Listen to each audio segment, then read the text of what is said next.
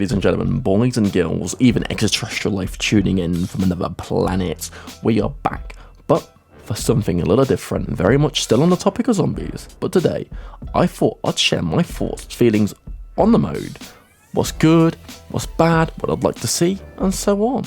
But before I do, I want to emphasise my views on my own. Don't reflect that in the feeling of your own or any others, and not in any way do I want to oppose my views on anyone. And I also want to simply ask for everyone, if I may, to share your thoughts below, what you do, what you don't like, perhaps what you would like to see and agree with from this video.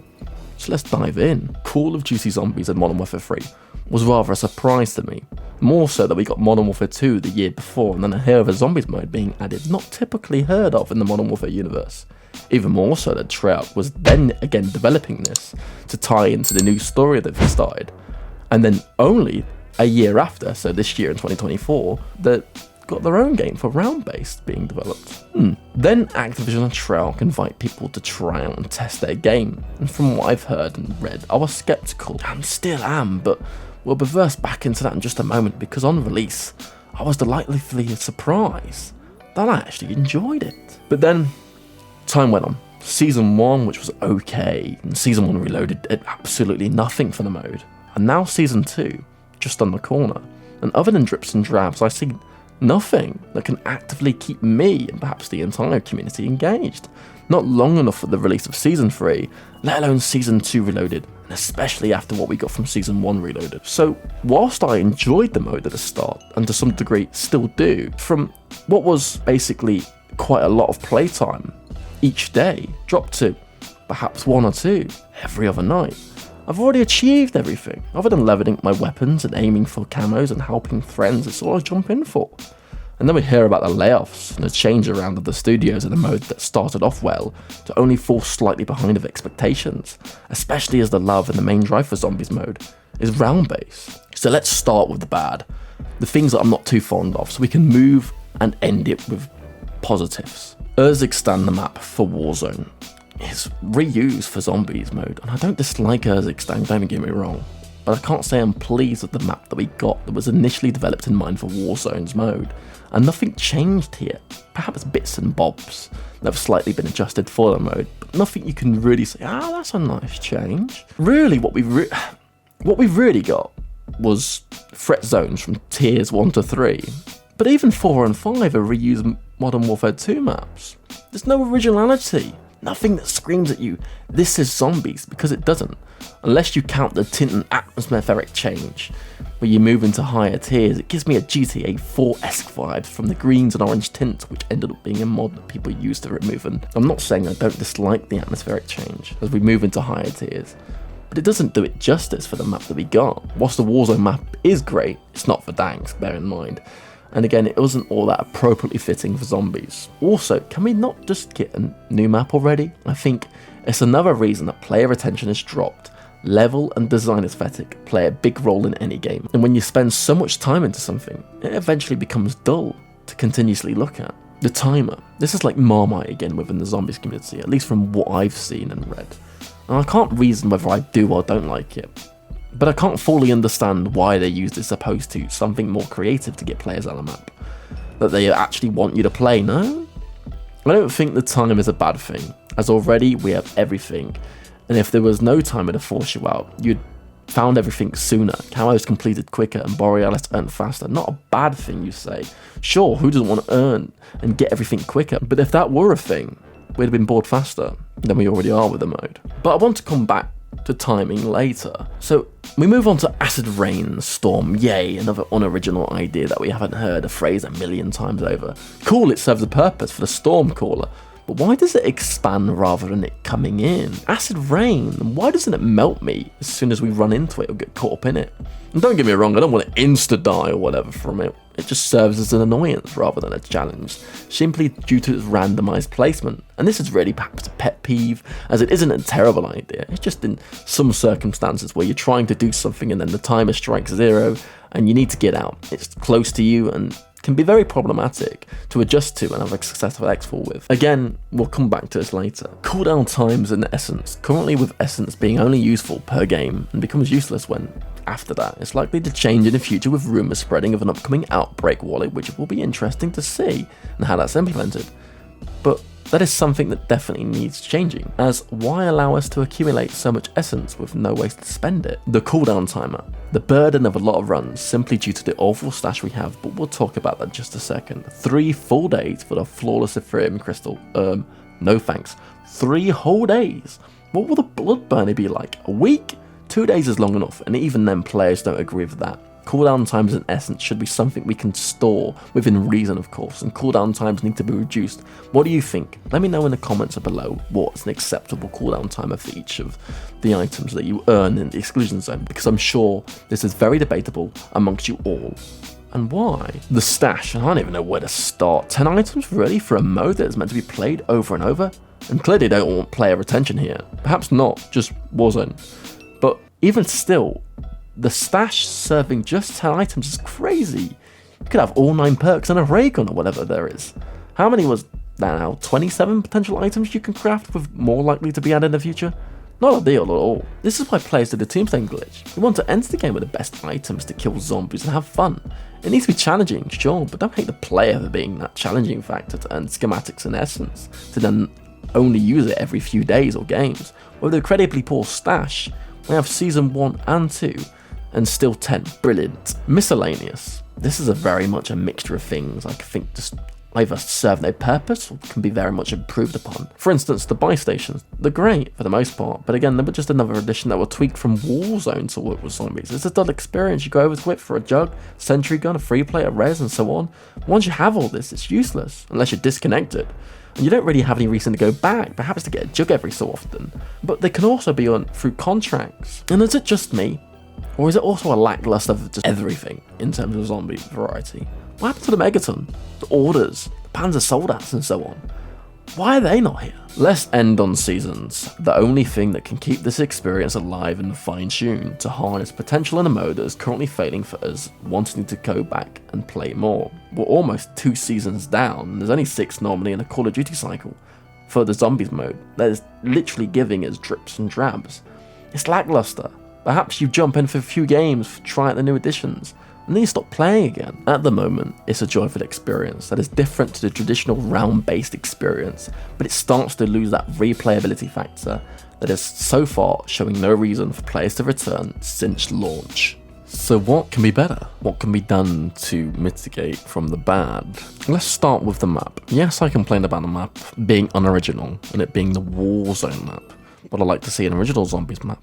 Yes, but would I trade it for Fortune's Keep and Rebirth, simply to give more resources and time to spend on developing zombies in 2024? Definitely. The map is very much meh, but on day one it wasn't. For a long time it was a good time to play in, so instead of the original redesign, then having the option to play in other maps will keep it regularly fresh, or at least how I feel I'm switching between them when you want to, and to spend time in another will be something I'd happily have over an entire new expansive zombies world, else it would take some time and resources and effort to develop for a mode that might not survive after the 6th season cycle. Perhaps having the smaller maps we dive into for higher tiers could be something original for the mode, to connect with the story more, but that's just my take on it at least.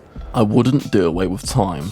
I would, however, add an extra 15 minutes or so before the storm starts expanding in on us.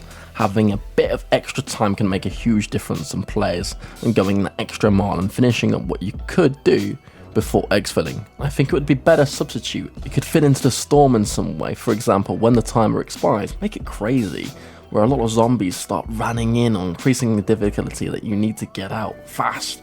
Or tier 3 starts expanding, engulfing the entire map as more zombies spawn, and the mega abomination and so on, making it ever challenging that you need to get out as fast as you become outnumbered and outran, or something along those lines.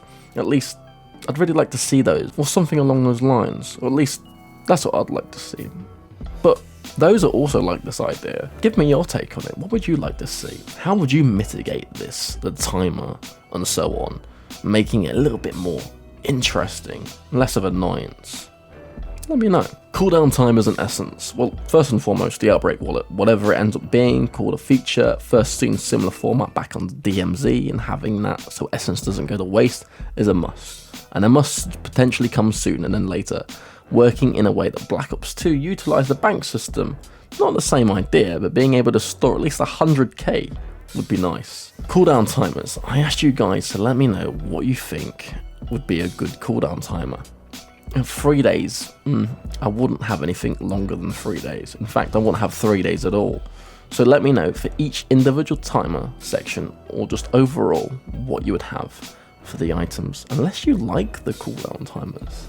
If you do, also let me know. I'd be very much interested to hear that one. And the stash, which is similar style, what do you think would be ideal? I wouldn't mind seeing at least 30 stash, but ideally 50 would be very nice. But again, let me know what you would like to see in the stash in the upcoming seasons, if we actually do get the stash upgraded or expanded at all. I would really like to see a lot of the streaks in multiplayer, like we had the chopper gun in Cold War. I wouldn't mind seeing that more here.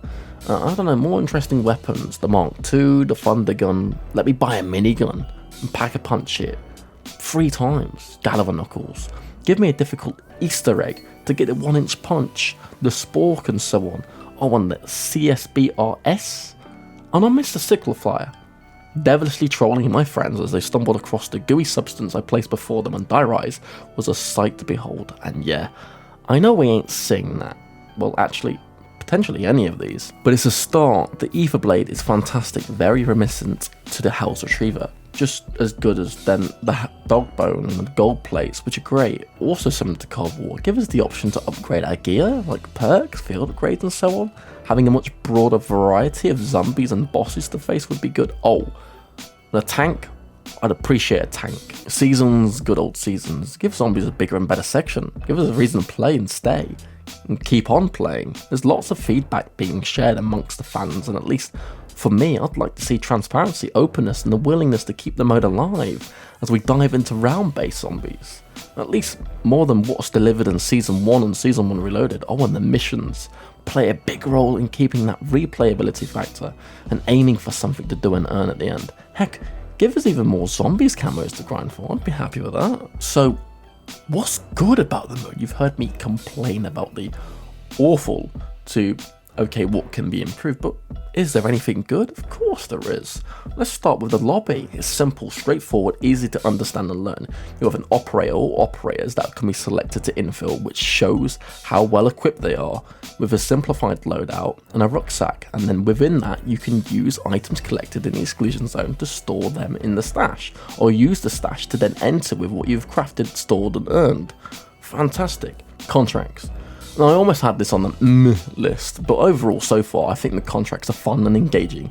They increasingly get difficult as you play further into tier zones and have a fair payout, and so on. HVTs are good, and going back to the improved list, having a variety of bosses would be fab. Imagine tier 3 and it gives you an order to kill. Nice. So I've heard rumours more contracts are to come. So far they're quite good though. The scale of the map, whilst the map in my opinion isn't ideal for zombies experience, I can't deny that it's the biggest map we've had to date, and I must admit I love it solely for that reason. Seeing the different ways to traverse and move throughout the map is great, from zip lines to ether portals, vehicles and more. It's great fun, but I'd be damned if the fuel efficiency is as bad as what it is in zombies. Not a chance, I'd walk. Then this follows into my next point, is all of us on the map at each time, doing our own thing, from starting out daring the challenge at the tier 3, chilling exfils at the camo grind, straight to the MVPs lending a hand with their tombstones. Just to add here, I understand this defeats the purpose of the grind, but not many will say no to 3 stuff, let alone something like schematics. So when it's gone, it's gone. I wouldn't mind that, but whilst it's there, we're going to use it. Or even those that go the extra mile to save us on the map when we go down. Someone revive me, please. Well, yeah, give me coordinates. There's 24 players in a single match at one single time, and they ain't got name tags on the map. You could be any one of them anywhere. Oh, and those of you that beep your horn back at me as we pass by, thank you. Schematics, recipes and plans are more just a very unique idea. I like it. Perhaps not everyone's cup of tea, but getting these released was a lot of fun. It keeps it interesting, gives us a reason to play, keeps the grind going, and I was very fond of it. But I do think this is where it should stay and end. If it were, it works for this stylized zombies experience only. The change of direction overall, whilst I know not everyone likes the idea of a zombies that isn't round based, I feel just Outbreak expanded on itself, and from what we got in Vanguard in comparison to this, I'll allow it. 6-man squads is great fun pairing up with others, especially when limited 3 in a party. But just pairing with another 3, or how many you end up pairing with, can really change the experience significantly, where entire lobbies of players band together to take on the worm boss is insanely fun, and is carnage in the most beautifulest of ways, and is something that's never been seen before in zombies, unless you count the 8-man transit zombies glitch back on Black Ops 2. Yes, that was a thing, and it was fun. It's a collective experience where everyone can have fun and not have to worry about shooting each other whilst dealing with mercs and zombies simultaneously, making it more casual and chill and a relaxed experience. Starting the game with a fully equipped loadout from legendary rarity tools to gold plates and a pack-a-punch 3 ray guns and more. It's great. Who doesn't want to be fully equipped, not to worry about time spending an extra number of points or perks simply because you need to spend time in tiers 1 and 2 before getting to bigger and better tiers, fighting more zombies and even more difficult bosses? Sure.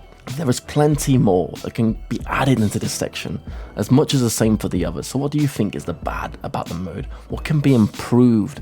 And what do you like about Modern Warfare 3 Zombies? Let me know in the comments below. Perhaps you dislike it entirely. Love every part of it. That's completely fine. These are my thoughts though, and I wanted to share them with you. So overall, for me, Modern Warfare 3 Zombies can be a fun, enjoyable, and different experience to its traditional setting with a lot going for it, but sadly so far it's let down by the lackluster content and the inability to give it constant replayability value so far. But that is it. That is everything from me today at Cryptic. If you actually got this far, thank you so much. Please leave your thoughts and feelings in the comments below. Keep it civil, open and fun, but until the next time, thank you, stay safe, stay frosty, and goodbye.